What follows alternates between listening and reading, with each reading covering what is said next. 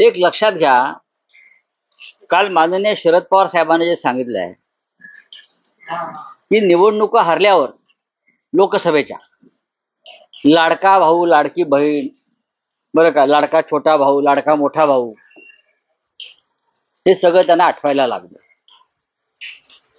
विरोधकांनी टीका केलेली नाहीये. विरोधकांनी सरकारी पैशाचं आणि एकंदरीत या विषयाचं जे निवडणुकीसाठी राजकारण सुरू आहे त्याच्यावरती प्रश्नचिन्ह निर्माण केलेलं आहे.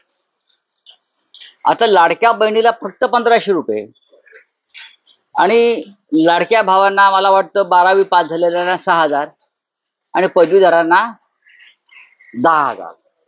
आमची अशी भूमिका आहे, खरी गरज लाडक्या बहिणीला आहे.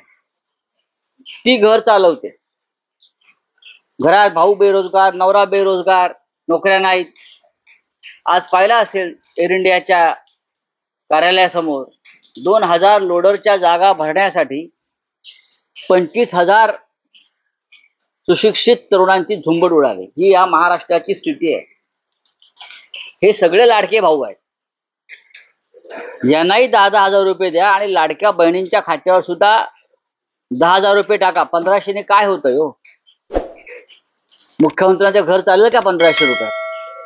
तर मुख्यमंत्र्यांच्या घरातली लाडकी बहीण, लाडकी सून, यांचं घर 1500 रुपयात 6000 चालू शकतं का?